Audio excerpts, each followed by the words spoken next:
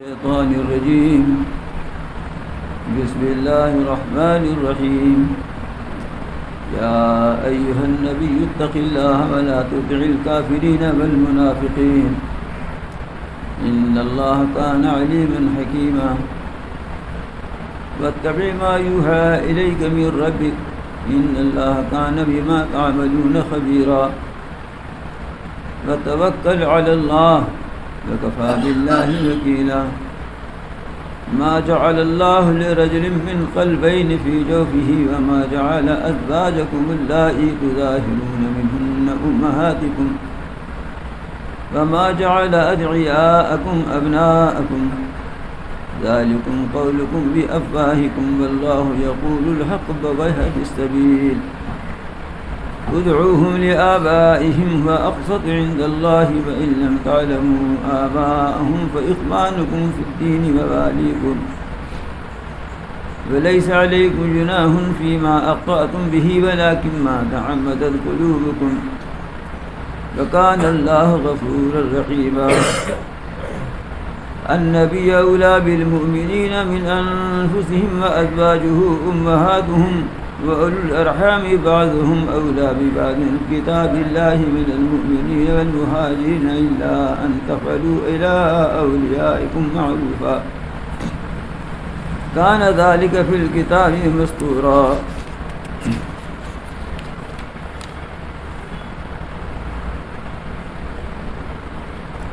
وإذا أخذنا من النبيين ميثاقهم ومنكم ومن نوح وإبراهيم وموسى وعيسى بن مريم وأخذنا منهم ميثاقا غليظا ليسأل الصادقين عن صدقهم وعد للكافرين عذابا أليما. صدق الله العلي العظيم وبلغ رسوله النبي الكريم ونحن على ذلك من الشاهدين والشاكرين.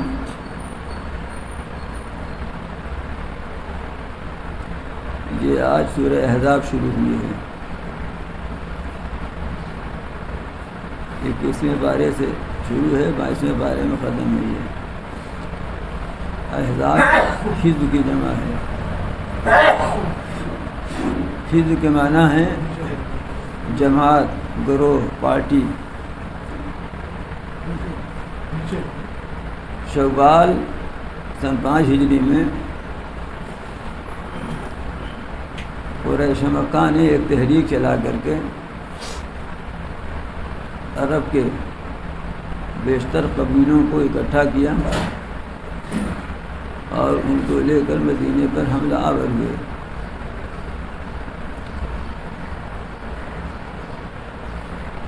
تو کوئی ایک قبیلہ نہیں تھا، بہت سارے قبیلے تھے، بہت ساری جماعتیں، پارٹیاں تھیں. تو اس کو قرآن مجید میں احزاب کے لفظ سے تعبیر فرمایا. اس صورت میں آگے آیت میں احزاب کا لفظ آ رہا ہے. اس غزوے کا اس میں تفصیلی تذکرہ ہے، اس واسطے اس کو سورہ احزاب کہتے ہیں. اس جنگ کو بھی جنگ احزاب یا غزوہ احزاب کہتے ہیں. اب چونکہ سارے قبائل علم متحد ہو کر کے مدینے پر حملہ آور ہو رہے تھے، ان کی نیت تو ایسی ہی تھی کہ خاتمہ ہی کر دینا ہے. اور ظاہر بات ہے کہ مدینہ چھوٹا سا شہر، سارا عرب اکٹھا ہو کر اس کے مقابل میں آ رہا ہے. تو حضور اکرم صلی اللہ علیہ وسلم نے مشورہ فرمایا صحابہ کرام سے کہ کیا کرنا چاہیے. حضرت سلمان فارسی رضی اللہ تعالیٰ عنہ نے مشورہ دیا تھا کہ شہر کے باہر خندق کھود دی جائے. چنانچہ ان کے مشورے کے مطابق شہر کے باہر خندق کھود دی گئی.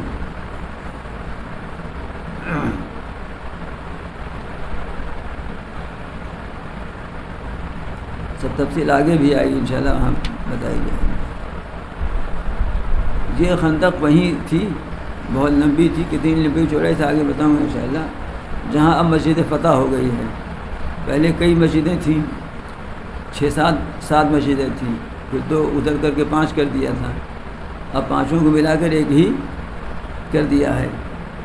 وہاں بورڈ بھی لگا ہے، لکھا بھی ہے وہاں. مطلب یہ صورتحال تھی کہ دشمنوں کے حملہ سے حفاظت کے لیے صحابہ کرام نے اور خود بنفس نفیس رسول اکرم صلی اللہ علیہ وسلم نے خندق کھودی. اس لیے اس کو غزوہ خندق بھی کہتے ہیں. اس وقت اس غزوے کی تفصیل میں نہیں جا رہا ہوں، آگے آتے ہیں آ رہی ہیں خود اس طرح کی وہاں کلام میں انشاءاللہ. تو قرآن مجید میں تو اس کا نام احزاب آیا ہے. تاریخ اسلام میں اس خندق کھودنے کی وجہ سے اس کو غزوہ خندق بھی کہتے ہیں.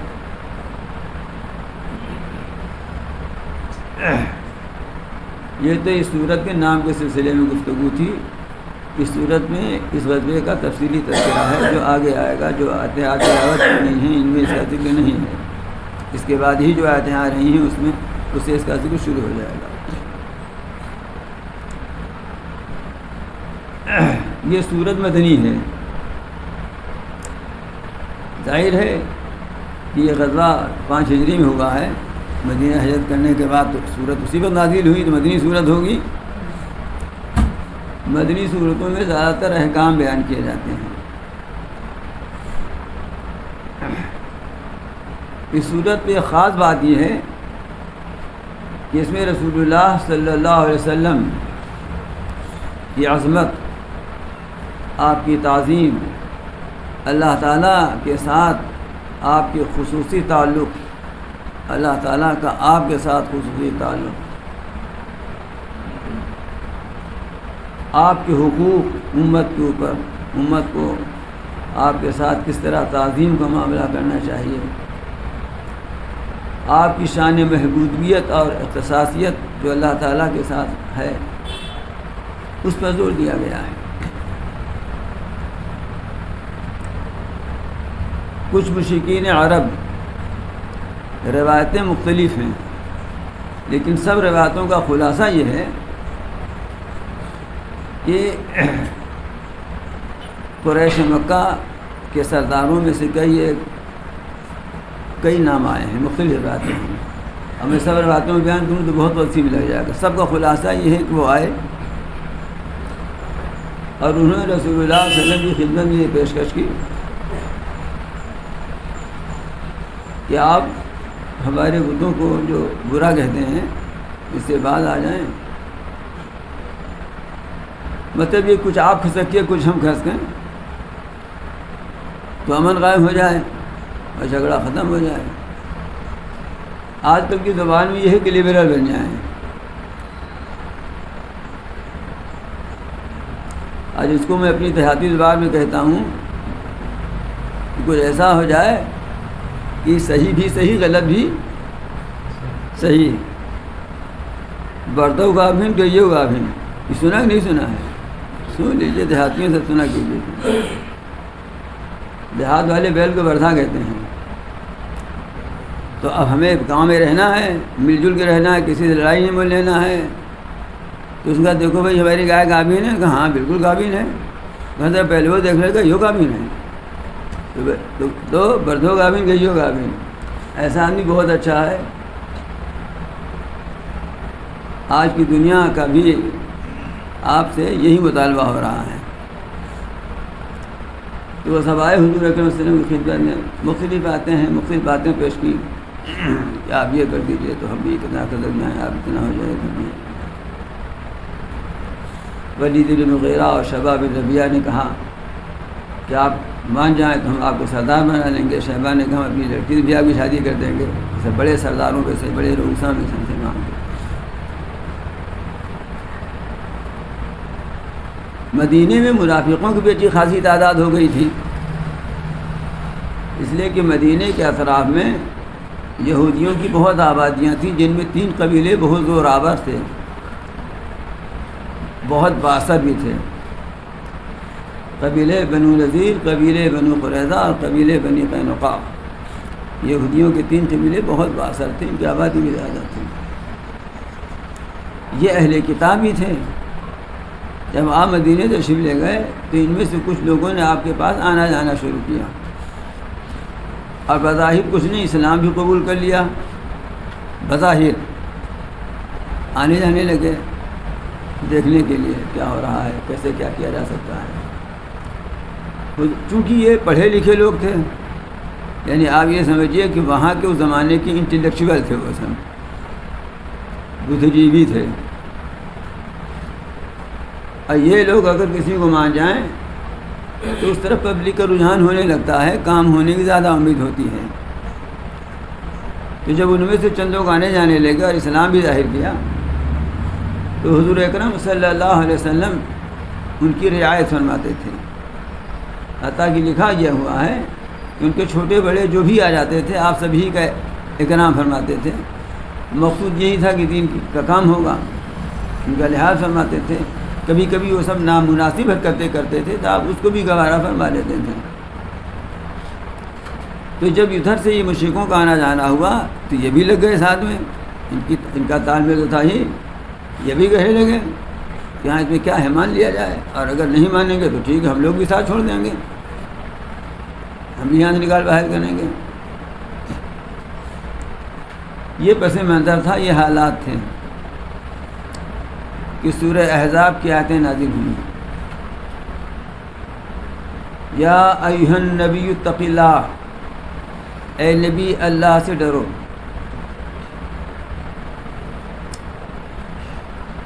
حضور اکرم صلی اللہ علیہ وسلم کی خصوصیت جمہور مفسرین کے نزدیک یہ ہے کہ اللہ تعالیٰ نے قرآن مجید میں آپ کے علاوہ جتنے انبیاء کا ذکر کیا ہے ان کا نام لے کر کیا ہے۔ یا نوح ہو، یا لوط ہو، یا ابراہیم ہو، یا آدم، جن سے بھی خطاب کا تذکرہ آیا ہے تو نام لے کر آیا ہے، یا آدم، یا نوح، یا ابراہیم۔ صرف نبی پاک صلی اللہ علیہ وسلم کی شخصیت ایسی ہے کہ اللہ تعالیٰ نے آپ کا نام لے کر آپ کو قرآن مجید میں خطاب نہیں کیا ہے۔ صرف 4 جگہ قرآن مجید میں آپ کا نام آیا ہے، وہ بھی ضرورتاً اور مصلحتاً آیا ہے، اور نام آیا ہے، مخاطب نہیں بنایا ہے، یعنی یا محمد کر کے خطاب نہیں فرمایا ہے۔ جب بھی خطاب فرمایا ہے یا ایھا نبی کہہ کر، یا ایھا رسول کہہ کر، یا محمد کہہ کر خطاب نہیں فرمایا ہے۔ تو ایک یا ایھا نبی کہہ کر ہی اس طرف اشارہ ہو گیا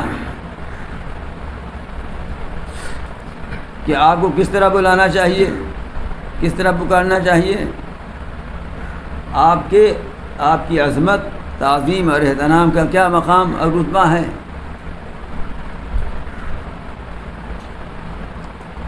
تو فرمایا اے نبی، اے محمد نہیں کہا، اے نبی اتقی اللہ،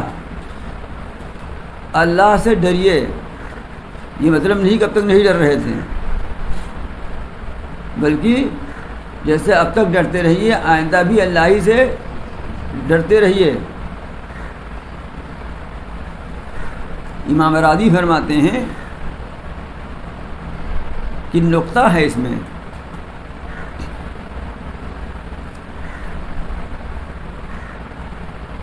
دل ایک ہے، دل ہی سے ڈرتا ہے آدمی، اس میں ایک ہی کا ڈر سما سکتا ہے، 2 کا ڈر نہیں سما سکتا۔ جب اللہ سے ڈریے گا، وہ بھی قلب اطہر نبی پاک صلی اللہ علیہ وسلم کا ہے، اس میں اللہ کا تقویٰ ہوگا، اب اس میں دوسرے کے تقویٰ کی گنجائش ہی نہیں ہے۔ جو سچے متبع سنت اہل ایمان ہیں ان کا بھی حال رسول پاک صلی اللہ علیہ وسلم کے صدقے میں یہی ہے کہ وہ اللہ ہی سے ڈرتے ہیں، تو دوسرے سے ڈرنے کی اس میں گنجائش ہی نہیں ہے۔ جیسے اب تک اللہ سے ڈرتے رہے آپ، آئندہ بھی اللہ تعالیٰ ہی سے ڈرتے رہیے۔ اس کا لازمی نتیجہ یہ ہوگا کہ یہ سب جو مشورہ دے رہے ہیں، کچھ ڈروا رہے ہیں، کچھ حالات مصلحتیں سمجھا رہے ہیں، یہ سب باتیں دل میں گنجائش ہی نہیں، ان کی گنجائش ہی دل میں نہیں رہے گی۔ وَلَا تُطِعِ الْكَافِرِينَ وَالْمُنَافِقِينَ، کافروں اور منافقوں کا کہنا نہ مانیے۔ میں نے ابھی پس منظر آپ کو سنایا ہے کفار بھی لگے تھے، منافق بھی لگے تھے. تو آپ ان کا کہنا نہ جو آپ کو سمجھا بجھا کر کے لبرل بنانا چاہتے ہیں، تو آپ ان کا کہنا نہ مانیے. اور سنیے، ان اللہ کان علیما حکیما، بے شک اللہ تعالیٰ بڑا علم والا ہے، وہ خوب جانتا ہے. اپنے علم کی بنیاد پر آپ کو یہ حکم دے رہا ہے، بڑی حکمت والا ہے. اس حکم میں اس کی حکمتیں اور مصلحتیں پوشیدہ ہیں. آپ کا بھی جو رجحان ہو گیا تھا تھوڑا سا دین کی ہی اشاعت کی خاطر، تو وہ دین ہی کے فائدے کے لیے ہوا تھا، کوئی ان کے ڈر اور خوف کی وجہ سے نہیں ہوا تھا. تو آپ کو یہ کہا جاتا ہے کہ جیسے اب تک اللہ سے ڈر رہے تھے ویسے ڈرتے ہی اسی پر استقامت ہونا چاہیے. اس کا یہ مطلب نہیں کہ اب تک نہیں ڈر رہے تھے. جیسے آپ بچے کو دیکھتے ہیں کہ نماز کا پابند ہے تو اسے کبھی نماز کی پابندی رکھو، تو مطلب تھوڑی پابندی نہیں کرتے تھے، پابندی کر رہے تھے نا، مطلب اس پر قائم رہو. ارے کافی جو آپ کو سمجھا بجھا کر کے اپنے پھیرے لانا چاہتے ہیں، ان کا کہنا نہ مانیے. اور سنیے، یہ خطاب خصوصی طور پر رسول اللہ صلی اللہ علیہ وسلم کو ہے. تو جب آپ کو ہے تو امت کو بدرجہ اولا ہے. جب خطاب آپ کو ہے تو امت کو بدرجہ اولا ہے.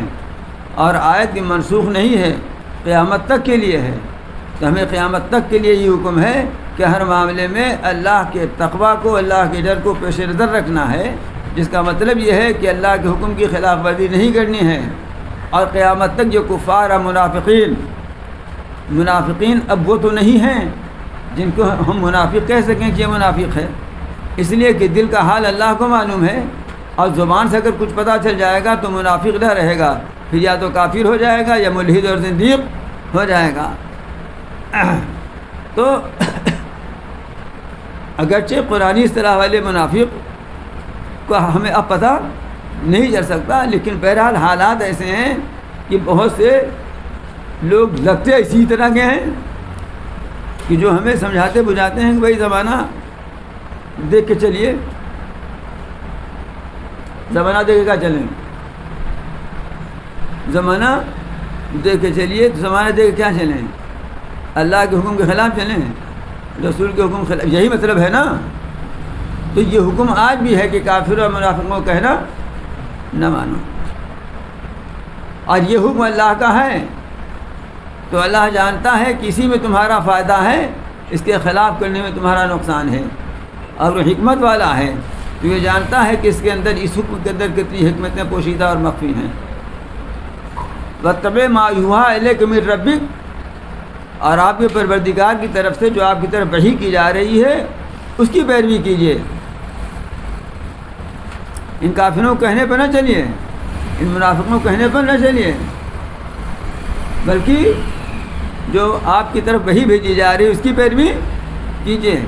امام قرطبی علیہ رحمہ لکھتے ہیں کہ اس آیت نے یہ بات واضح کر دی کہ جب نص یعنی قرآن و حدیث کے خلاف عقل مندوں کی رائے ہو تو قرآن حدیث پر عمل کیا جائے گا، ان عقل مندوں کی رائے پر عمل نہیں کیا جائے گا.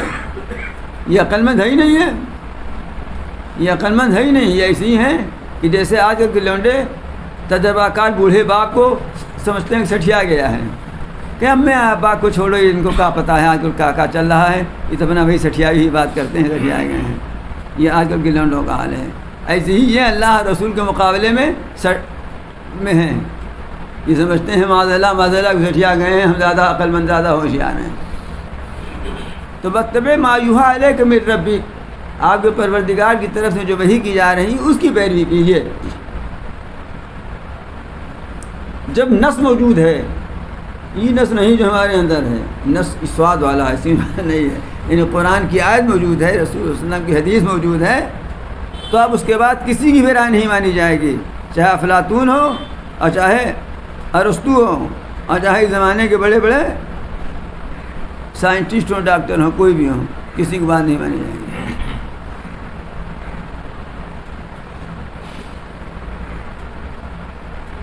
آج سب سے بڑا مسئلہ دنیا میں یہی ہے دنیا میں اس لیے میں کہہ رہا ہوں کہ صرف مسلمانوں غیر مسلموں کی بات ہوتی، غیر مسلم بھی تو آپ کی امتی ہیں نا۔ اب بھائی جو کافر ڈوبے مرے نوح علیہ السلام کی امتی تھے کہ نہیں تھے؟ لوط علیہ السلام کی امت ہی پر عذاب آیا تھا نا، تو کفار مشرکین امتی تھے نا۔ تو آج صرف مسلمان ہی امتی تھوڑی ہیں، جو غیر مسلم ہیں وہ بھی رسول اللہ صلی اللہ علیہ وسلم کی امتی ہیں۔ امت کی دو قسمیں ہیں، ایک امت دعوت ہے، ایک امت اجابت ہے۔ امت دعوت اس کو کہتے ہیں جس کو نبی کی دعوت مل رہی ہے کہ یہ حق ہے قبول کرو، تو اس میں ساری دنیا کے لوگ شامل ہیں۔ جس نے اس دعوت کو قبول کر لیا وہ امت اجابت ہے۔ تو بات صرف امت دعوت کی نہیں ہو رہی ہے، آج امت اجابت کا یہ حال ہے کہ وہ وحی کی اتباع نہیں کرتا، نہیں کرنا چاہتا، وحی کے مقابلے میں دوسروں کی رائے پیش کرتا ہے کہ ان کی رائے یہ ہے۔ اب میں بتاؤں، اس میں بڑے بڑے جبہ و دستار والے مبتلا ہو گئے، جو نئی آراء، نئی رائیں، نئے فلسفے، نئے تخیلات، نئی تحقیقات کو سامنے رکھ کر قرآن کی تفسیر اس کے مطابق کرنا چاہتے ہیں، یہ قرآن ہی کو اس کے مطابق بنا دیں۔ یہ سلسلہ اب تک نہ صرف یہ کہ چل رہا ہے بلکہ چلتا ہی چلا جا رہا ہے۔ مصر میں گزرے ہیں علامہ جوہر طنطاوی، ابھی کچھ دنوں کی بات ہے، 50-60 سال پہلے کی۔ انہوں نے ایک تفسیر لکھی ہے، اس تفسیر میں جو سائنسی تحقیقات ہیں قرآن مجید کی آیتوں کو ان کے مطابق ثابت کرنے کی کوشش کی ہے۔ تو سائنسی معلومات بہت اس کے اندر ہیں۔ علماء بر صغیر نے اس کی مخالفت کی۔ اللہ کا شکر ہے کہ ہمارے بر صغیر کے علماء نے ہمیشہ جب بھی دین کے خلاف کوئی محاذ کھڑا ہوا ہے، اگر یہ کہا جائے تو غلط نہیں ہوگا کہ سب سے زیادہ دفاع کا کام انہیں نے کیا ہے۔ آج بھی یہی ہے الحمدللہ۔ بر صغیر کہتے ہیں ہندوستان، پاکستان، بنگلہ دیش کو، یہ تینوں پہلے ایک ہی تھا نا۔ تو اسی زمانے میں ایک مولانا محمد یوسف بنوری رحمۃ اللہ علیہ تھے، علامہ انور شاہ کشمیری کے شاگرد تھے۔ یہ مفتی شفیع صاحب وغیرہ، شاہ ولی اللہ صاحب وغیرہ کے ہم عصر تھے۔ یہ مصر گئے، بہت قابل آدمی تھے، بہت بڑے محدث تھے۔ پاکستان میں قادیانیوں کی غیر مسلم اقلیت قرار دلانے میں ان کا بہت بڑا رول ہے۔ یہ مصر گئے تو علامہ طنطاوی سے ملاقات ہوئی۔ انہوں نے پوچھا کہ آپ نے میری تفسیر دیکھی ہے؟ انہوں نے کہا دیکھی ہے۔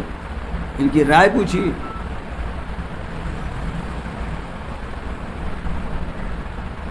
مولانا نے فرمایا کہ اس تفسیر سے ہم کو تو اتنا فائدہ ہو گیا کہ چونکہ ہم سائنسی کتابیں نہیں پڑھتے، اس زبان کو بھی نہیں جانتے، اس لیے بہت سی سائنسی معلومات آپ کی تفسیر کے ذریعے ہمیں مل گئیں۔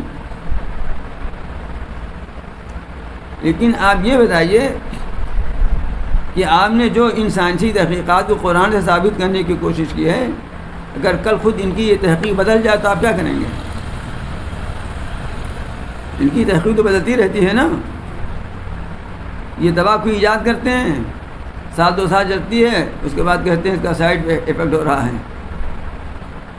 تو ان کی تحقیق تو ہمیشہ سائڈ میں لگتی رہتی ہے، اور اللہ تعالیٰ نے جو بیان کیا ہے وہ برحق ہے۔ تو آج ان کی تحقیق کے مطابق آپ نے قرآن بنا دیا، کل تحقیق بدل جائے گی تب کیا کریں گے آپ؟ تو ان کی آنکھ کھلی۔ یہ بات ہے، عربوں میں یہ بات ہے کہ بلا وجہ کٹھوجتی نہیں کرتے۔ اب یہ مطلب نہیں کہ تفسیر بدل دی ہو انہوں نے، لیکن اس وقت انہوں نے خاموشی اختیار کر لی۔ یہ سب باتیں میں اسی لیے آپ کو سنا رہا ہوں کہ رسول اللہ صلی اللہ علیہ وسلم کے ذریعہ ہمیں جو اتباع وحی کا حکم ہو رہا ہے یہ قیامت تک کے لیے ہے۔ ہمیں ہمیشہ وحی کی ہی اتباع کرنی ہے۔ اس کے مقابلے میں چاہے جب بڑے بڑے جو قادری آ جائیں، ان کی رائے پر کاہ کی حیثیت نہیں رکھتی۔ پرلکھا جانتے ہیں آپ کس کو کہتے ہیں؟ بہت مصیبت یہی ہے میرے لیے، اب بلا سوچے سمجھے نکل جاتا ہے منہ سے، عادت خراب ہے میری۔ ارے گھاس کی ایک پتی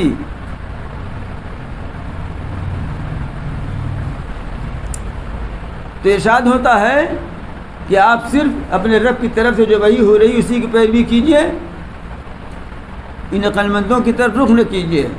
ان اللہ کان بما تعملون خبیرا، بے شک اللہ جو کچھ تم کر رہے ہو سب سے باخبر ہے۔ اب تک صیغہ واحد سے خطاب نبی کریم صلی اللہ علیہ وسلم کو تھا، اب یہاں پر تم سب کہہ دیا تو معلوم ہے خطاب اصل میں تم سب کو ہے، قیامت تک آنے والے جتنے ہم سب ہیں ہم سب کو یہ خطاب ہے۔ وہ تو جس چیز کا حکم دیا جا رہا تھا اس کی عظمت اہمیت بتلانے کے لیے خاص رخ خطاب کا نبی پاک صلی اللہ علیہ وسلم کی طرف تھا، اور اس وحی کی اتباع کرنے میں آپ خوف نہ کیجیے، مخالف حالات سے ڈریے نہ، بلکہ وتوکل علی اللہ، اللہ پر بھروسہ رکھیے۔ دیکھیے تو آگے آگے ہوتا کیا ہے، ابتدائے عشق ہے روتا ہے کیا، ابتدائے عشق ہے روتا ہے کیا، آگے آگے دیکھیے ہوتا ہے کیا۔ ابتدائے عشق میں تو کچھ پریشانیاں بھی آتی ہیں نا، لیکن اس کو جھیل لو، پھر دیکھو آگے آگے کیا ہوتا ہے، کیا کیا گل کھلتے ہیں۔ تو آپ اتباع وحی پر قائم رہیے، استقامت اختیار کیجیے، وتوکل اللہ، اور اللہ پر بھروسہ رکھیے۔ تو جب اللہ پر بھروسہ رکھیے گا تو کیا ہوگا جانتے ہیں؟ وکفا باللہ وکیلا، اللہ تعالیٰ کام بنانے والے کافی ہیں، کام بنانے کے لیے تو کافی ہیں، تنہا اکیلے کافی ہیں، تو بھروسہ کر کے دیکھو۔ چنانچہ تاریخ ہمیں بتاتی ہے کہ اللہ تعالیٰ پر جب مسلمانوں نے بھروسہ کیا ہے ملی طور پر، امت اور قومیت کی سطح پر، تو ملی طور پر اللہ کی نصرت آئی ہے۔ اور آج بھی اگر کوئی اللہ پر بھروسہ کر لیتا ہے انفرادی اور شخصی طور پر، تو انفرادی اور شخصی طور پر بھی اللہ تعالیٰ کی نصرت اس کے ساتھ آتی ہے۔ لیکن جب ملی وبا پھیلی ہوئی ہو تو ملی نصرت ایک شخص کی دعا سے نہیں آئے گی جب تک کہ اجتماعی ملی طور پر توبہ نہ ہو۔ اس لیے کہ حدیث پاک رسول اللہ صلی اللہ علیہ وسلم کے ارشاد ہے کہ ایک وقت ایسا آئے گا انہیں مسلمانوں کی خرابی و بربادی کا، ان کی دینی تباہی کا، کہ کوئی اللہ کا بندہ مسلمانوں کی بھلائی کے لیے دعا کرے گا کہ اللہ ان کے حالات درست فرما دے، ان کی مظلومیت دور فرما دے، تو اللہ میں کہیں گے تم اپنے لیے دعا کرو، قبول کر لیتا ہوں۔ اس سب کے لیے کیا، یہ سب تو ایسے ہیں کیونکہ ایک دعوت مل جائے تو سب کچھ چھوڑ دیں گے۔ تو اللہ پر بھروسہ کر کے دیکھو، وہ کام بنانے کے لیے تنہا کافی ہے۔ اسی درمیان کچھ اور واقعات ہوئے جس میں رسول اللہ صلی اللہ علیہ وسلم کی عزت آبرو سے کھلواڑ کرنا چاہا ان سبوں نے، لیکن چاند پر کون تھوکے گا؟ جو تھوکے گا اسی پر پڑے گا۔ ایک واقعہ تو یہ ہوا تھا، پہلے ہی ہوا تھا، لیکن اس وقت وہ ظاہر ہوا کسی وجہ سے۔ حضرت زید بن حارثہ رضی اللہ تعالیٰ عنہ، جو رسول اللہ صلی اللہ علیہ وسلم کے چہیتے ہیں، یہ اصل میں عربی نسل کے تھے، قبیلہ بنی کلب کے، اپنے ننیال گئے ہوئے تھے کہ ننیال والوں پر حملہ ہوا، اس حملے میں ان کو بھی اٹھا لے گئے حملہ آور۔ اس زمانے میں یہی ہوا کرتا تھا، آدمیوں کو بھی ڈکیتی ہوتی تھی اور غلام بنا کے ان کو بیچ ڈالا۔ مکے کے بازار میں یہ بکنے کے لیے آئے۔ حضرت خدیجہ رضی اللہ تعالیٰ عنہا نے اپنے بھتیجے حکیم بن حزام بن خویلد سے یہ کہا کہ دیکھو کوئی اچھا ذہین ٹھیک ٹھاک غلام ملے تو ہمیں بھی لینا ہے۔ تو دیکھا بازار گئے تو ایک بچہ بک رہا تھا، لیکن بولنے بالنے میں بڑا ٹھیک ٹھاک تھا، بہت تیز ترار ذہین معلوم ہو رہا تھا بچہ، وہ عربی بھی تھا۔ تو انہوں نے خرید لیا اور لا کر پھوپھی سے کہا کہ پھوپھی آپ نے کہا تھا یہ ہم نے بچہ خرید لیا ہے، بہت ظریف ہے، اب آپ کو لینا ہو تو لیجئے ورنہ ہم لے لیں گے اس کو۔ تو حضرت خدیجہ نے ان کو لے لیا. جب نبی کریم صلی اللہ علیہ وسلم کی شادی ہوئی حضرت خدیجہ سے اور آپ نے اس بچے کی ہونہاری دیکھی, ظرافت دیکھی, تو بعض روایتوں سے لگتا ہے کہ آپ نے حضرت خدیجہ سے فرمائش کی. عام طور سے یہی لکھا ہوا ملتا ہے کہ حضرت خدیجہ نے حضور اکرم صلی اللہ علیہ وسلم کو تحفتاً پیش کر دیا. حضور اکرم صلی اللہ علیہ وسلم نے کہ اب غلام بن گئے یہ حضور اکرم صلی اللہ علیہ وسلم کے. ادھر یہ ہوا کہ حضرت زید کے ماں باپ چچا وغیرہ رو کے ان کا برا حال تھا, لڑکے کو ڈھونڈتے پھرتے تھے. انہیں پتہ چلا کہ مکے میں بچہ ہمارا ہے, تو وہ لوگ مکے آئے. یہاں بھی قصہ ذرا دوسری طرح کا بھی ہے. اب میں بہت زیادہ قصہ سناؤں تو وقت نہیں ہے اتنا. عام طور سے مشہور یہی ہے کہ سن کر کے مکے میں آئے, لیکن صاحب روح المعانی کے رجحان یہ ہے جو روایت نقل کی ہے کہ سن کر نہیں آئے, بلکہ یہ ابو طالب کہ اونٹ وغیرہ لے کر بلکہ شام گئے تھے. ساتھ میں گئے تھے, یہ بھی شام میں چلے گئے تھے, اس لیے کہ ان کی عمر زیادہ نہیں تھی, اسی 7-8 سال کے تھے. تو وہاں ان کے چچا نے دیکھا تو وہ پہچان گئے. پھر اسے تحقیقات کی, مختلف سوالات کیے جس سے کنفرم ہو جائے کہ وہی ہیں. تو جب مختلف سوالات کے بعد کنفرم ہو گیا کہ یہ وہی ہیں, تو ان کے والد کو بلا کر لائے. والد تو پہچان لیا گاؤں میں. تو ان لوگوں نے پوچھا کہ کہاں ہو, کیسے ہو, آزاد ہو کہ غلام ہو؟ تو بتایا انہوں نے غلام. کس کے غلام ہو؟ بتایا کہ محمد بن عبداللہ بن عبد المطلب کے غلام ہیں. ابھی نبوت کا اعلان نہیں ہوا ہے. تو وہ ان کے والد, ان کے چچا مکہ معظمہ آئے اور حضور اکرم صلی اللہ علیہ وسلم سے درخواست کی کہ آپ قریش کے سردار کے بیٹے ہیں, آپ لوگ تو غلاموں کو آزاد کراتے ہیں, غریبوں مسکینوں کی مدد کرتے ہیں, قریش کے لوگ حاجیوں کو کھلاتے پلاتے ہیں. ہماری یہ درخواست ہے کہ ہمارا بیٹا واپس کر دیجیے, آپ جتنا چاہیں ہم سے فدیہ لے لیں اس کے عوض میں. ابھی نبوت کا وقت نہیں ہے, نبوت تو 40 سال عمر میری ہے نا. آپ نے فرمایا کہ میں بچے کو بلاتا ہوں اور اس سے بہتر بات آپ سے بتاتا ہوں جو آپ نے پیشکش کی ہے. بہت خوش ہو گئی ہے سب. آپ نے زید کو بلایا, فرمایا زید دیکھو ان کو پہچانتے ہو؟ انہوں نے کہا ہاں یہ ہمارے باپ ہیں اور یہ ہمارے چچا ہیں. آپ نے فرمایا دیکھیے میں ان کو اختیار دیتا ہوں, اگر یہ آپ کے پاس جانا چاہیں تو جائیں, میں آپ سے کچھ ان کے عوض میں فدیہ لے لوں گا. اگر میرے پاس رہنا چاہیں میرے پاس رہیں.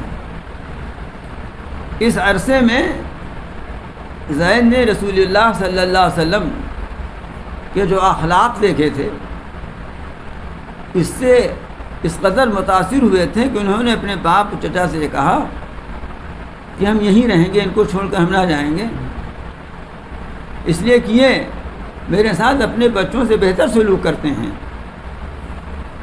اپنے گھر والوں سے زیادہ اچھا سلوک میرے ساتھ کرتے ہیں, اس لیے مجھ کو یہیں رہنے دیجیے.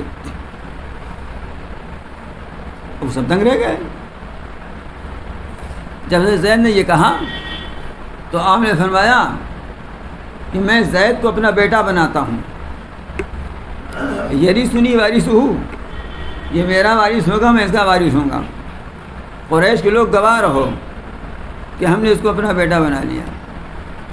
تو اس کے باپ اور چچا بہت خوش ہو گئے کہ عزت ہمارے بیٹے کو مل گئی, اس سے زیادہ کیا چاہیے تھا ہم کو. اس وقت سے زیدین محمد کہلانے لگے. یہ جب کسی دوسرے کے بیٹے کو آدمی اپنا بیٹا بنا لیتا ہے تو اس کو متبنہ کہتے ہیں, جس کو لپالک یہاں کہتے ہیں. اب لوگ ان کو زید بن حارثہ کے بجائے زید بن محمد کہنے لگے. چنانچہ حضرت عبداللہ بن عمر رضی اللہ تعالیٰ عنہما فرماتے ہیں کہ ہم زید بن حارثہ کو زید بن محمد ہی کہتے رہے, یہاں تک کہ یہ آیت نازل ہوئی جا کے آ رہی ہے تو ہم نے زید بن حارثہ کہنا شروع کیا. ایک واقعہ تو یہ ہوا. دوسرا واقعہ، یہ سب واقعہ سن لیجئے تاکہ آگے جو ترجمہ ہو تو سمجھ میں آ جائے. ایک واقعہ یہ ہوا کہ ایک شخص تھا وہاں جو بہت ذہین تھا، جس کے نام میں اختلاف ہے لیکن مشہور یہی کہ جمیل بن معمر نام تھا اس کا. بہت ذہین تھا اور کہتا تھا وہ شریر کہ میرے سینے میں 2 دل ہیں، میں اپنے ایک دل سے محمد سے زیادہ سمجھتا ہوں. یہ گستاخی کرتا تھا. تو یہ کہتا تھا میرے سینے میں 2 دل. اور عربوں میں یہ بات مشہور ہو گئی تھی کہ اتنا ذہین ہے کہ واقعی اس کے سینے میں 2 دل ہے. اسی بنا پر ان کے یہاں یہ بھی بات شہرت پا گئی تھی کہ جو بہت ذہین ہوتا ہے اس کے سینے میں 2 دل ہوتے ہیں. اب سنیے اس کی بھی درگت لطیفے کی طرف سنیے، تب آگے بڑھتا ہوں. امام قرطبی نے بھی لکھا ہے اور علامہ علوسی بغدادی نے بھی نقل کیا ہے کہ جب بدر کی لڑائی ہوئی اور اس میں ان کو بری طرح شکست ہوئی تو یہ جمیل بھی آیا تھا اس میں بدر کی لڑائی میں کافروں کی طرف سے لڑنے کے لیے. جب بغدر ہوئی تھی بھگا اس حال میں کہ اس کا ایک جوتا ایک پیر میں تھا اور ایک جوتا اس کے ایک ہاتھ میں تھا. راستے میں ابو سفیان سے ملاقات ہوئی تو ابو سفیان نے پوچھا بھائی ہوا کیا؟ تو اس نے کہا کہ بہت بری طرح شکست ہو گئی، بہت لوگ مارے کاٹے گئے. کہا اچھا یہ بتا تمہارا کیا حال ہے، کیوں تم ایک پیر میں جوتا اور ایک ہاتھ میں جوتا لیے ہو؟ یہ ایسا کیوں کیا تم نے کہ ایک جوتا ایک ہاتھ میں ہے تمہارے اور ایک پیر میں ہے؟ اس نے کہا مجھے تو ہوش ہی نہیں، میں سمجھ رہا کہ دونوں پیر میں ہیں، دونوں جوتا میرے پیر ہی میں ہیں. تو اللہ تعالیٰ نے اس کے 2 دل والی ذہانت کا حال سب کے سامنے دکھا، رسوا کر دیا کہ دیکھو اتنے ذہین اتنے ہوش مند ہیں کہ جوتا ہاتھ میں لیے ہیں، سمجھ رہے ہیں کہ پیر میں ہم پہنے ہیں. جو بھی شخص کبھی بھی اللہ رسول کی شان میں گستاخی کرتا رہا ہے، آج بھی قیامت تک جو کرتا رہے گا. اور آج بھی آپ دیکھ رہے ہیں کہ جنہوں نے کتاب اللہ کے ساتھ اور رسول اللہ کے ساتھ گستاخی کا معاملہ کیا ہے، آخر اس دنیا میں انہوں نے اپنی ذلت اور رسوائی دیکھی ہے. تو بہرحال یہ بات مشہور تھی کہ جو بہت ذہین ہوتا ہے جیسے جمیل بن معمر ہے تو اس کے دل میں اس کے پیٹ میں سینے میں 2 دل ہیں. تیسری بات سنیے. عربوں میں ایک بری رسم یہ تھی کہ جب کوئی شخص اپنی بیوی کو اپنی ماں کے ساتھ تشبیہ دے دیتا تھا، جس میں عام طور یہ کہتا تھا کہ تمہاری پیٹھ میری ماں کی طرح ہے، تو وہ ہمیشہ کے لیے اس کو ماں ہی کی طرح سمجھتا تھا، حرام ہو جاتی تھی بیوی اس کے لیے.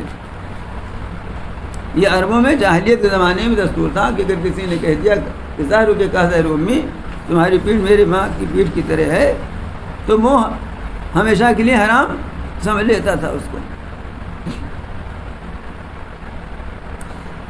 اسی لیے اس مسئلے کو مسئلے زہار کہتے ہیں. ظاہر مانے پیٹھ اسی زہار بن گیا ہے. زہار کا حکم کیا ہے یہ 28ویں پارے میں آئے گا. وہاں پر اس کی ایک واقعہ آئے گا، اس ضمن میں اس کا حکم بھی بیان ہوگا. یہاں پر دوسرے پس منظر میں ذکر ہوا ہے. 3 باتیں آپ نے سن لی، تب سنیے. ارشاد ہوتا ہے ما جعل اللہ لرجل من قلبین فی جوفہ، اللہ تعالیٰ نے کسی آدمی کے لیے اس کے پیٹ میں 2 دل نہیں پیدا کیا ہے. جو یہ کہتا ہے وہ غلط کہتا ہے. اور اللہ تعالیٰ نے تمہاری ان بیویوں کو جن سے تم زہار کرتے ہو، اب سمجھ گئے نا زہار کا مطلب، تمہاری مائیں نہیں بنایا ہے. اور اللہ تعالیٰ نے تمہارے منہ بیلے بیٹوں کو تمہارا بیٹا نہیں بنایا ہے.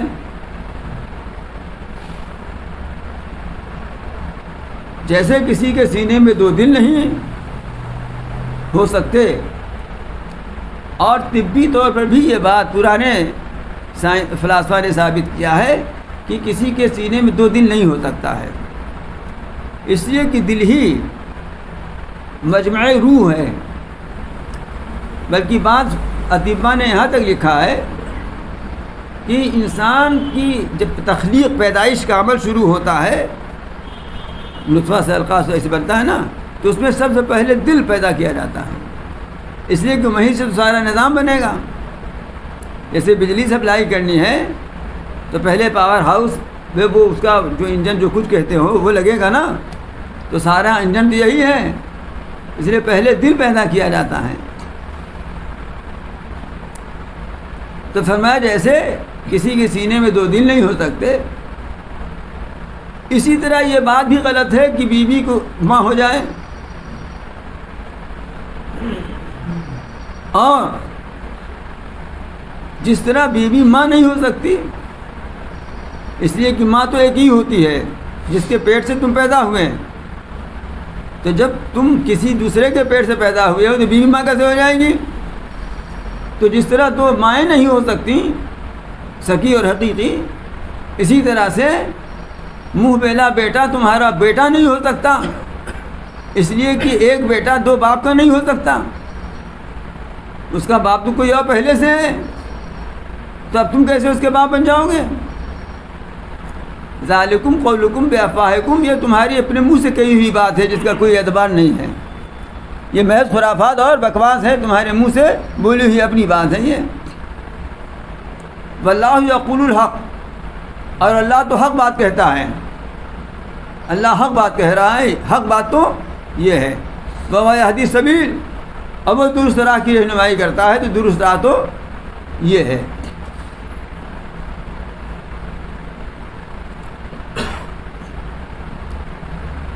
تو اس جھوٹ کی پول پٹی کھول دی اللہ میاں نے، مسئلے زہار کو بتا دیا کہ یہ غلط رسم ہے، غلط طریقہ ہے، اس کی اصلاح فرمائی۔ 28ویں پارے میں اس کا ذکر ہے، میں اشارہ کر دیتا ہوں۔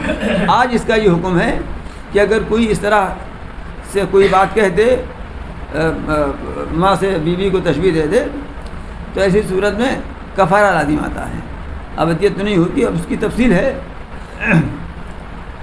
اور منہ بیلے بیٹے کا حکم یہ ہے کہ جس کو بیٹا بنا لیتے تھے، اور آج بھی یہ ہیں، اور تعجب کی بات یہ ہے کہ مسلمان بہت سے علماء سے مسئلہ بھی نہیں پوچھتے، اپنے طور پر یہ طے کیے رہتے ہیں کہ کسی کی کوئی اولاد نہیں ہے، کسی کی بیٹی لے کر سالی کی بیٹی لے لیا۔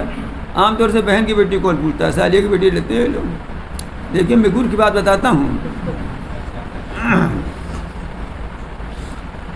بیٹا لے لیا، اب اس کے ساتھ پورا برتاؤ وہی ہوتا ہے، یعنی میراث کا حقدار وہی ہو جاتا ہے، کاغذی خانہ پوری میں وہی کر لیتے ہیں۔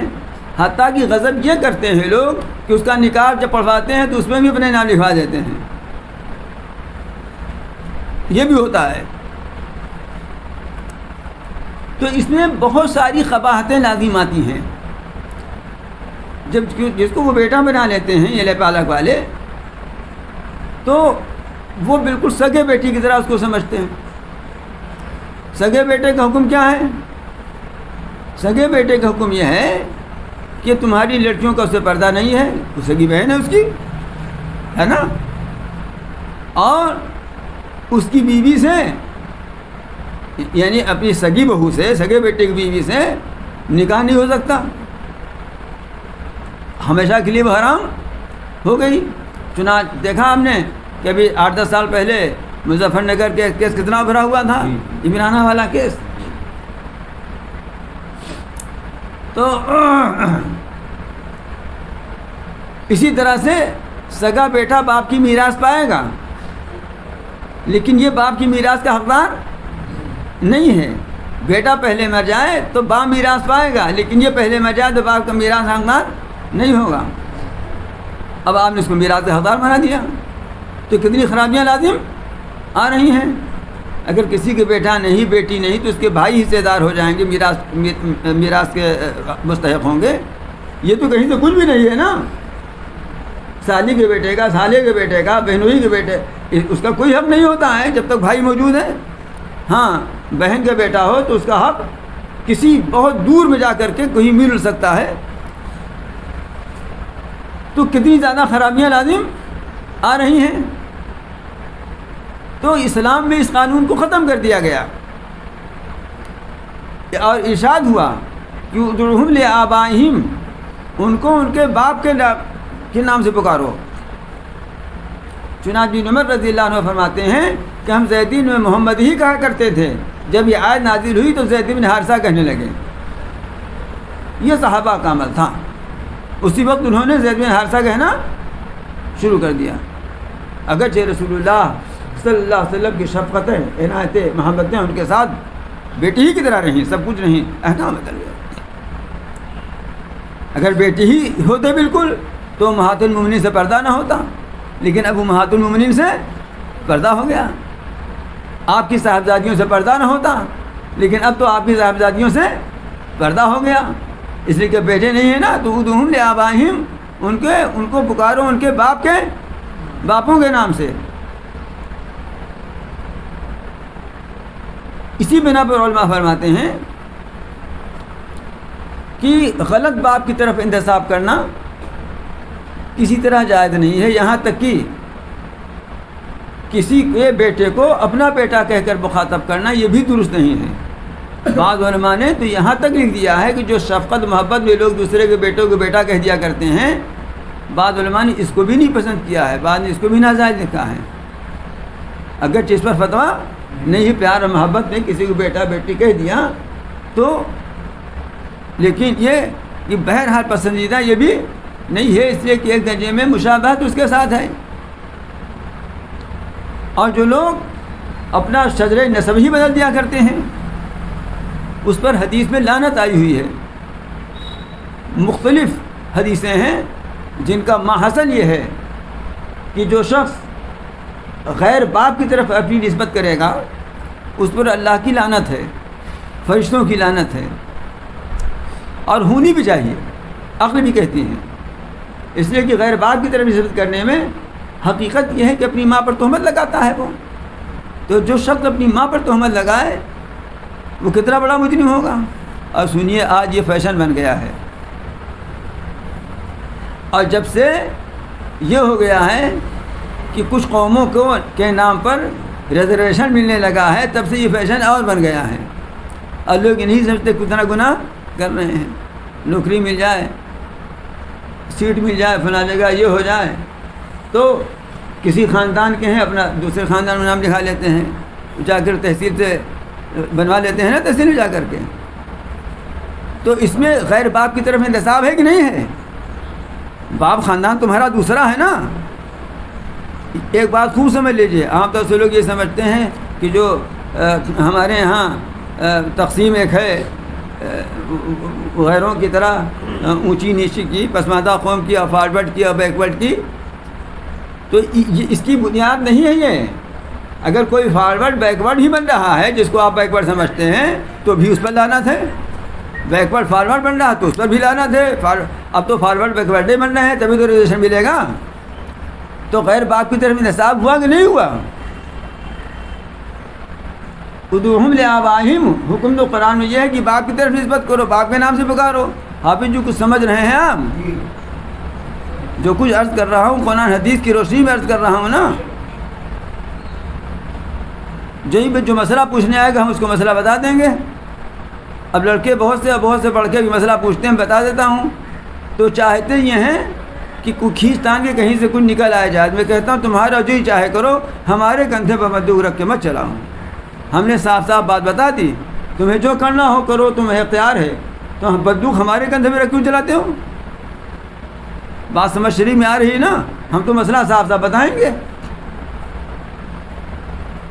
ادعوہم لآبائہم، ان کے باپ کا نام لے کر ان کو پکارو۔ ہوا اقسط عند اللہ، اللہ کے نزدیک یہی انصاف کی بات ہے۔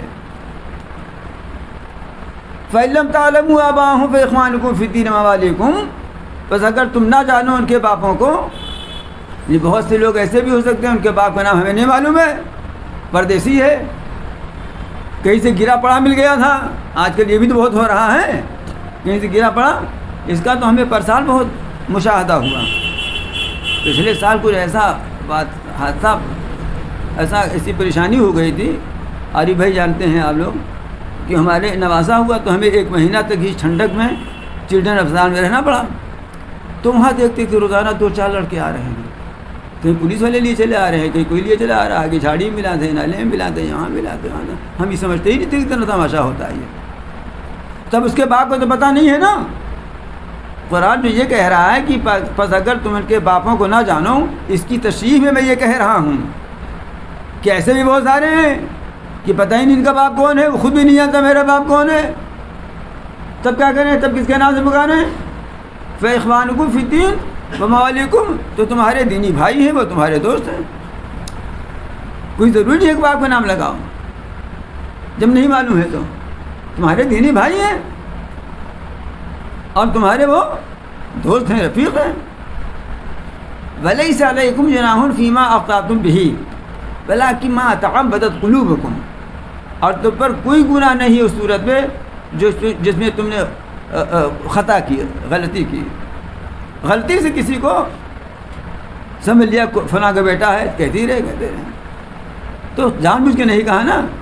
جیسے عام طور سے ہوتا ہے کہ چچا کے ساتھ لڑکے کا اتنا لگاؤ ہے, ہر وقت اسی کے ساتھ رہتا ہے, تو لوگ سمجھ کے شاید اسی کا لڑکا ہو, تو غلطی سے کہہ دیا ان کا لڑکا ہے. بلاکن ما تعمدت قلوبکم, تمہارے دلوں نے اس کا قصد ارادہ نہیں کیا نا, تو اس میں کوئی گناہ کی بات نہیں. تم نے جان بوجھ کر تھوڑی ایسا کیا ہے, غلط سمجھ ہی گئے تھے, غلطی سے تم نے کہا نا. یا جیسے پیار و شفقت سے کسی کو کہہ دیا بیٹے یہاں چلے آؤ, تو تم نے قصد ارادہ یہ تھوڑی کیا کہ میرا بیٹا ہے, اس کی ماں سے میرا کوئی رشتہ ہو گیا تھا, بلکہ تم نے پیار و شفقت میں کہہ دیا نا, کوئی قصد ارادہ ایسا نہیں تھا. اسی بنا پر بعض لوگ اس کے جواز کے قائل ہیں, لیکن بہرحال مشابہت سے بچنا بہتر تو وہی ہے. وَقَالَ اللَّهُ غَفُورٌ رَحِيمٌ, اور اللہ تعالیٰ بڑے معاف کرنے والے ہیں, بڑے مہربان ہیں. تو خطا سے ہو گیا تو خود حضور اکرم صلی اللہ علیہ وسلم کی حدیث ہے کہ رفع عن امتی الخطا بالنسیان وما اکرہوا علیہ, اور قال صلی اللہ علیہ وسلم میری امت سے جو خطا سے ہو جائے وہ معاف, اور جو بھول سے ہو جائے وہ معاف, اور جو ان سے جبرن کرا لیا جائے وہ معاف. تو اس لیے اللہ تعالیٰ معاف فرما دیں گے, اور بڑے مہربان ہیں, اپنی رحمت سے بھی شاید کام فرمائیں گے. النبی اولیٰ بالمؤمنین من انفسہم وازواجہ امہاتہم, جہاں تک نبی کریم صلی اللہ علیہ وسلم کا معاملہ ہے تو ان کی عظمت, ان کے ساتھ تعلق, ان کی محبت کا معاملہ یہ ہے کہ نبی کا تعلق مومنین کے ساتھ خود مومنوں کی جان سے زیادہ ہے. نبی کا تعلق مومنوں کے ساتھ خود مومنوں کی نفس, مومنوں کی جان سے بھی زیادہ ہے. مومنوں کی ماں باپ تو جان سے دور ہے نا, تو جب ان کی جان سے زیادہ نبی کو قرب اور تعلق ہے مومنوں کے ساتھ, تو ماں باپ سے زیادہ ہوگا ہی. تو معلوم ہوا کہ مسلمان پر لازم یہ ہے کہ جس ہستی کو مجھ سے اتنا تعلق ہے اس سے اس کو بھی اپنی جان سے زیادہ تعلق ہونا چاہیے. اور یہی وجہ ہے کہ نبی کریم صلی اللہ علیہ وسلم ارشاد فرمایا لا یکون احدکم لا یؤمن احدکم حتی اکون احب الیہ من والدہ وولدہ والناس اجمعین, تم میں سے کوئی شخص اس وقت تک مومن نہیں ہو سکتا جب تک کہ میں اس کے نزدیک اس کے باپ, اس کے بیٹا, سب لوگوں سے زیادہ محبوب نہ ہو جاؤں. چنانچہ حضرت عمر رضی اللہ تعالیٰ عنہ نے یہ بات سنی تو عرض کیا اللہ کے رسول, میں غور کرتا ہوں تو سب سے زیادہ آپ کو محبوب پاتا ہوں, لیکن اپنی جان سے زیادہ محبوب آپ کو نہیں پاتا. تو آپ نے فرمایا کہ پھر ناقص ہے ایمان. ہاں, لیکن تھوڑی ہی دیر میں وہیں بیٹھے بیٹھے حضرت عمر نے فرمایا کہ اللہ کے رسول, اب تو اپنی جان سے بھی زیادہ آپ کو عزیز پاتا ہوں. تو آپ نے فرمایا عمر, مطلب یہ اب کامل ایمان ہو گیا. بخاری شریف میں یہ روایت موجود ہے. اڑانے والے اڑاتے ہیں کتنی جلدی میں, کیسے اتنا مرحلہ پار کر لیا. حکیم الامت حضرت مادھانی رحمۃ اللہ علیہ فرماتے ہیں کہ ایسا نہیں ہے کہ اتنی دیر میں اتنا لمبا پار کر لیا، وہ اپنی جان سے زیادہ محبوب پہلے بھی تھے، رسول اللہ علیہ وسلم ان کے نزدیک اپنی جان سے زیادہ محبوب پہلے بھی تھے، لیکن پہلے اس کا احساس نہیں تھا ان کو، لیکن جب آپ نے فرمایا کہ نہیں ابھی ناقص ہے ایمان، تو حضرت عمر نے غور کیا کہ اگر ابھی مسئلہ پھنس جائے اپنی جان کا، رسول اللہ علیہ وسلم کی عزت و ناموس کا، تو ہم اپنی جان بچائیں گے کہ آپ کی عزت و ناموس؟ ظاہر بات ہے آپ کی عزت و ناموس کے لیے ہم اپنی جان قربان کر دیں گے، تو یہی تو اس کی حقیقت کی جان سے زیادہ محبوب ہیں، تو انہوں نے کہہ دیا کہ اب تو اپنی جان سے زیادہ محبوب پاتا ہو۔ یہ چیز تو پہلے سے موجود تھی، بات آئی سمجھ میں؟ اور عقلی طور پر بھی اگر دیکھیے تو نبی کریم صلی اللہ علیہ وسلم کو مسلمانوں کے ساتھ تعلق مسلمانوں کی جان سے زیادہ ہے۔ کیوں؟ اس لیے کہ ہمارے ماں باپ، خود ہمارا نفس ہمیں خیر کی بھی رہنمائی کرتا ہے اور شر کی بھی۔ کبھی کبھی ماں باپ ہی اپنی اولاد کو شر میں ڈال دیتے ہیں۔ میں آپ کو کئی دفعہ سنا چکا ہوں کہ کتنے لڑکے متاثر ہوئے، گئے تو داڑھی رکھ کر گئے، اب ماں نے داڑھی منڈوا دیا، تو یہ خیر کا کام کیا کہ شر کا کام کیا؟ ماں کہتی ہے، باپ کہتے ہیں کہ سب آفس سے لوٹ کر آتے ہیں، کچھ جھولا بھر کے آتے ہیں، تم ایسے ہی انگوٹھا بجاتے چلے جاتے ہو، کچھ دستے غیب کا ہمارے یہاں نہیں ہے، تو یہ خیر کا کام ہے کہ شر کا کام ہے؟ نفس تو شرارتی ہے ہی ہے، شرارت سجاتا ہی ہے۔ اور نبی کریم صلی اللہ علیہ وسلم کا حال یہ ہے کہ جو کچھ ارشاد فرماتے ہیں، جو کچھ رہنمائی فرماتے ہیں، سب خیر ہی خیر ہے، سراپا خیر ہے۔ اس لیے اس میں کسی شک و شبہ کی گنجائش نہیں کہ آپ کا تعلق جو ہم مومنوں کے ساتھ ہے وہ سب سے بڑھ کر ہے اور سب سے زیادہ ہے۔ چنانچہ آپ نے ظاہری طور پر بھی یہ فرما دیا کہ بھائی دیکھو، جو اس دنیا سے رخصت ہوتا ہے، جو مرتا ہے، اگر وہ کچھ قرض چھوڑ کے جاتا ہے تو وہ قرض میرے ذمہ ہے، اس لیے کہ میں اس کے سب زیادہ قریب ہوں نا، میں اس سے سب زیادہ تعلق رکھتا ہوں۔ کوئی جانے والا جاتا ہے، کوئی مرنے والا مرتا ہے اور قرض چھوڑ کے جاتا ہے تو اس کا قرض میرے ذمہ ہے، لیکن اگر جائیداد چھوڑ کے جاتا ہے تو اس کے وارثوں کا ہے، جائیداد چھوڑ کے جاتا ہے تو اس کے وارثوں کا ہے۔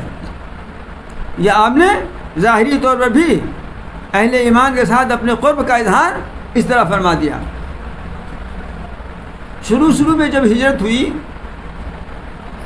مہاجرین یہاں سے مدینے پہنچے تو آپ نے ایک مہاجر کا ایک انصاری کے ساتھ بھائی چارہ کرا دیا، مشہور واقعہ ہے، عقد مواخات ہوا، یہ ان کے بھائی ہر مہاجر لگ گئے، آپس میں مل کے کام کاج کرنے لگے۔ تو شروع میں ان بھائیوں میں، مہاجر انصار میں وراثت بھی چلتی تھی، ایک مر گیا تو دوسرا بھائی اس کا وارث بھی ہوتا تھا، جیسے حقیقی بھائیوں میں ہوتا ہے، حقیقی رشتہ داروں میں ہوتا ہے، اس طرح سے ابتدائی اب یہ سلسلہ بھی رہا۔ یہاں بات نبی کی مسلمانوں کے ساتھ قرب اور تعلق کی آ گئی، اور میں نے ابھی آپ کو حدیث سنائی کہ قرض چھوڑ کے جائے تو میرا، تو پلٹ کے یہ بھی تو ہو سکتا تھا کہ جائیداد بھی چھوڑ کے جائے تو میری، ہے نا؟ اور اس کا ایک نمونہ بھی موجود تھا۔ تو اللہ تعالیٰ فرماتے ہیں اگلی آیت میں قول الرحام بعضهم اولی ببعض کتاب اللہ من المؤمنین والمہاجرین، اور رشتہ دار ان میں سے ایک دوسرے کے زیادہ قریب ہیں اللہ تعالیٰ کی کتاب میں، یعنی اسی قرآن میں یا لوح محفوظ میں، دونوں مراد ہو سکتے ہیں، بنسبت مسلمانوں کے یا مہاجرین کے۔ مہاجرین یہاں پر مومنین کے مقابل میں آیا ہے، اس لیے مومنین سے مراد یہاں انصار ہیں۔ انہیں اب تک جو انصار مہاجرین میں وراثت کا سلسلہ چل رہا تھا وہ اب منسوخ کیا جاتا ہے۔ اللہ کی کتاب میں پہلے سے ہی لکھا تھا، لوح محفوظ میں یہ بات پہلے سے لکھی تھی کہ کچھ عرصے کے لیے مہاجرین اور انصار کے درمیان تو وراثت کا سلسلہ چلے گا، لیکن اس کے بعد وہ منسوخ کر دیا جائے گا۔ تو نبی اولا مومنین کے ساتھ ضرور ہیں، لیکن وراثت کے معاملے میں نہ وہ ہیں اور نہ اب انصار و مہاجرین میں یہ رہ جائے گا سلسلہ، بلکہ یہ اب رشتہ داروں میں چلے گا۔ اس آیت نے اس کو منسوخ کر دیا۔ اور پھر وراثت کے سلسلے میں میراث کی آیتیں نازل ہوئیں جو پیچھے آپ سن چکے ہیں، اور پوری تفصیل اللہ تعالیٰ نے میراث کی بیان فرما دی۔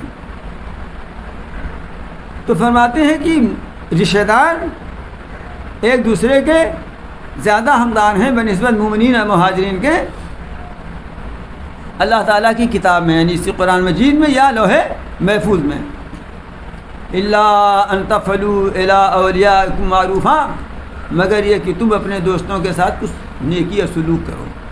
یعنی اگر تم یہ چاہتے ہو کہ جو تمہارے رشتہ دار نہیں ہیں، وارث نہیں ہیں، ان کے ساتھ کچھ نیکی سلوک کرو، تو یہ کر سکتے ہو اس طرح سے کہ ان کو اپنی زندگی میں کچھ تحفہ، کچھ ہدیہ، کچھ ہبہ کر دو، یا پھر ان کے لیے کچھ وصیت کر جاؤ۔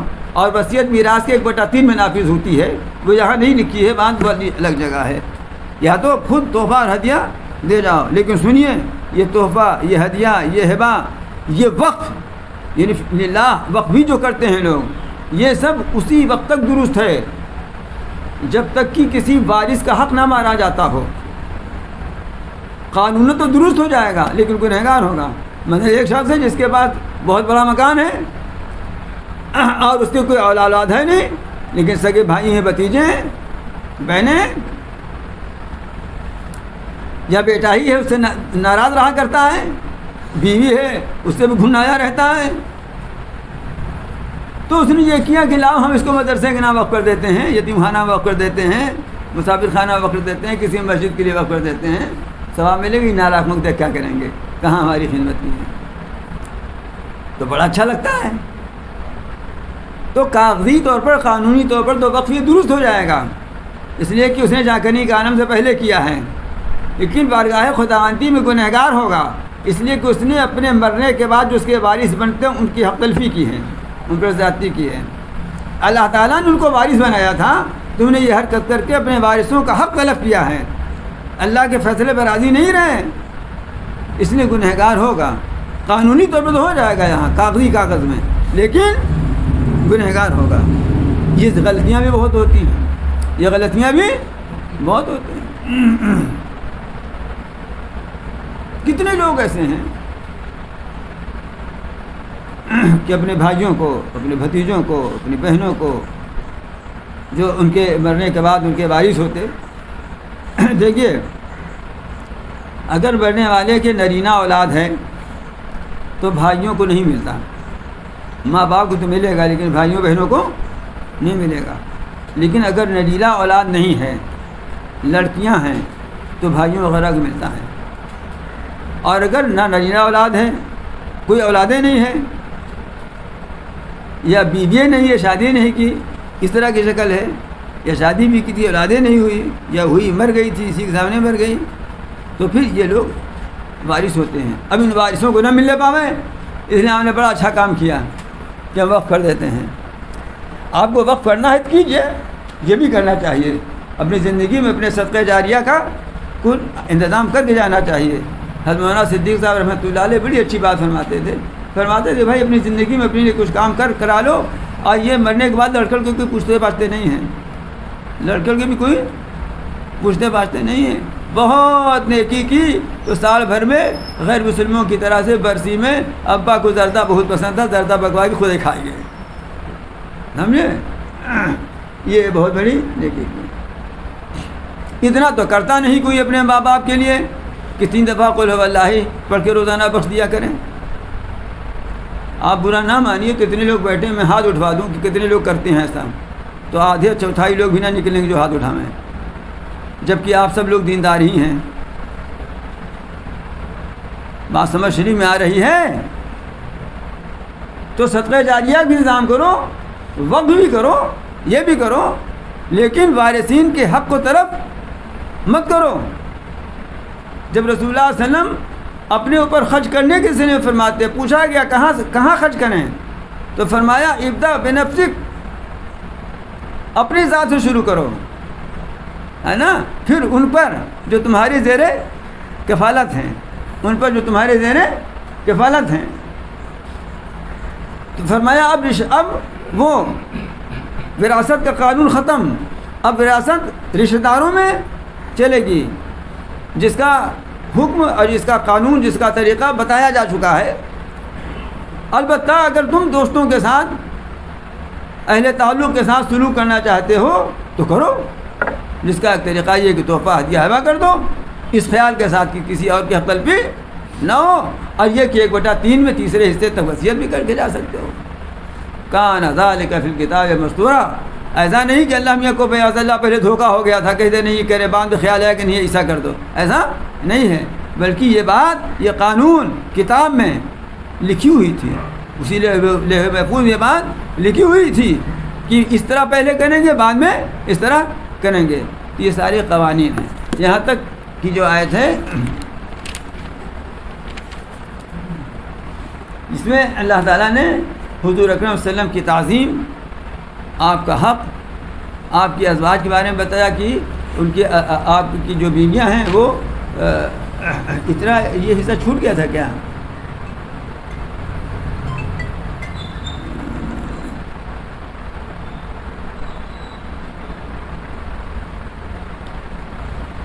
جو آگے آ رہا ہے تو یہ سب یہاں تک بتایا. کتنا ہوا؟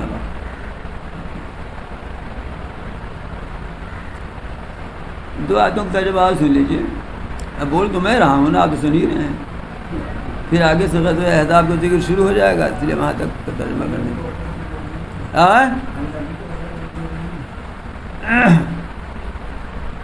وَإِذْ أَخَذْنَا مِنَ النَّبِيِّينَ مِيثَاقَهُمْ وَمِنْكَ وَمِن نُوحٍ وَإِبْرَاهِيمَ وَمُوسَىٰ وَعِيسَىٰ ابْنَ مَرْيَمَ وَأَخَذْنَا مِنْهُم مِيثَاقًا غَلِيظًا. اب وہ وقت یاد کرنے کے قابل ہے جبکہ ہم نے نبیوں سے ان کا قول و قرار لیا، سب نبیوں سے، اور خصوصاً اور آپ سے، اور نوح سے، اور ابراہیم سے، اور موسیٰ سے، اور عیسیٰ ابن مریم سے، اور ہم نے ان سے گاڑھا قول و قرار لیا.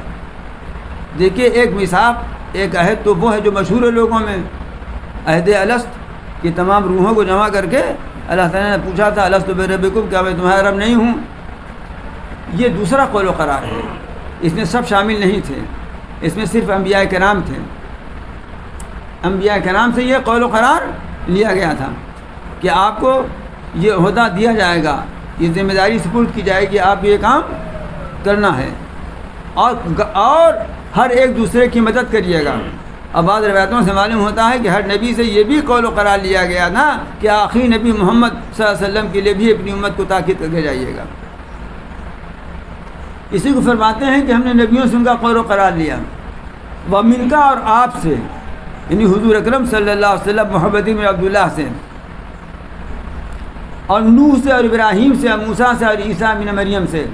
یہ 5 انبیاء کا، 4 کا نام لیا اور ایک کو خطابی فرمایا آپ صلی اللہ علیہ وسلم کو. اتنے 1 لاکھ سے زائد انبیاء آئے ہیں، ان میں سے 5 کا خصوصی ذکر فرمایا. یہ 5 انبیاء کرام انبیاء اولو العزم کہلاتے ہیں، یعنی مخصوص ہیں انبیاء میں بھی، جماعت انبیاء میں بھی، اور ان میں بھی سب سے اول رسول اللہ صلی اللہ علیہ وسلم ہیں، اس لیے کہ پہلے اللہ تعالیٰ نے آپ ہی کو خطاب فرمایا ہے. یہ قول و قرار یہی تھا، لِيَسْأَلَ الصَّادِقِينَ عَنْ صِدْقِهِمْ، تاکہ اللہ تعالیٰ ان سچوں سے ان کی سچائی کے بارے میں پوچھے. اللہ تعالیٰ نے خود ہی ان کو سچا کہہ دیا. اللہ تعالیٰ ان سچوں سے جب خود ہی کہہ رہے ہیں کہ ان سچوں سے سچائی کے بارے میں پوچھے، ظاہر بات ہے جواب سچ ملے گا کہ ہم نے پیغام پہنچایا. ان میں سے کتنوں نے قبول کیا، کتنوں نے انکار کیا. وَعَدَ لِلْكَافِرِينَ عَذَابًا أَلِيمًا، اور کافروں کے لیے اللہ تعالیٰ نے دردناک عذاب تیار کر رکھا ہے. اب اس کے بعد جو آیت آ رہی ہے، یہاں سے غزوہ احزاب کا تذکرہ شروع ہو رہا ہے انشاءاللہ تعالیٰ. اس کو اب ظاہر بات ہے غزوہ تو روزہ کے بعد ہی ٹھیک پڑتا ہے. حالانکہ سب سے پہلا غزوہ جو ہے وہ روزے ہی میں ہوا تھا. دعا کریں کہ اللہ تعالیٰ آج جو یہ مہینہ ختم ہونے کے قریب ہے، اس مہینے کو اللہ تعالیٰ اس طرح ہم سے رخصت فرمائیں کہ ہمارے گناہ دھل چکے ہوں، ہمارے اندر تقویٰ کی صفت پیدا ہو چکی ہو، ہم گناہوں سے باز آ چکے ہوں. جس طرح ہم نے کھانے پینے سے روزہ رکھا تھا، اللہ تعالیٰ اسی طرح سے ہمیں بقیہ ایام میں زندگی کے گناہوں سے روزہ رکھنے کی توفیق اور ہمت اور حوصلہ عطا فرمائیں. ربنا آتنا في الدنيا حسنة وفي الآخرة حسنة وقنا عذاب النار ربنا إننا آمنا فاغفر لنا ذنوبنا وقنا عذاب النار اللهم إنا نسألك العفو والعافية في الدنيا والآخرة اللهم إنا نسألك العفو والعافية في ديننا ودنيانا وأهلنا ومالنا اللهم استر عوراتنا وآمن روعاتنا اللهم نجعلك في نحورهم ونعوذ بك من شرورهم اللهم نجعلك في نحورهم ونعوذ بك من شرورهم اللهم نجعلك في نحورهم ونعوذ بك من شرورهم اللهم لا تسلط علينا من لا يرحمنا اللهم لا تسلط علينا من لا يرحمنا اللهم لا تسلط علينا من لا يرحمنا اللهم اذهب الكفرة وألقي في قلوبهم الرعب وخالف بين كلمتهم وانزل عليهم ذلك وعذابك اللهم لا تدع لنا ذنبا إلا غفرته ولا هما إلا فرجته ولا دينا إلا قضيته ولا حاجة من حوائج الدنيا والآخرة إلا قضيتها يا أرحم الراحمين اللهم افتح لنا أبواب رحمتك وسهل لنا أبواب رزقك اللهم احسن عاقبتنا في الأمور كلها وأجلنا من خزي الدنيا وعذاب الآخرة اللهم أعنا على ذكرك وشكرك وحسن عبادتك اللهم ارزقنا من فضلك ولا تحرمنا رزقك وبارك لنا فيما رزقتنا وجعل غناءنا في أنفسنا وبدل رغبتنا فيما عندك اللهم زدنا ولا تنقصنا وأكرمنا ولا تهنا وعافنا ولا تحرمنا وآثرنا ولا تؤثر علينا وأردنا وزعلنا يا حي يا قيوم برحمتك نستغيث اصلح لنا شأننا كله يا حي يا قيوم برحمتك نستغيث اصلح لنا شأننا كله يا حي يا قيوم برحمتك نستغيث اصلح لنا شأننا كله يا ذا الجلال والإكرام يا ذا الجلال والإكرام يا ذا الجلال والإكرام ربنا تقبل منا إنك أنت السميع العليم صلى الله تعالى على خلقه محمد وآله وأصحابه أجمعين برحمتك يا أرحم الراحمين.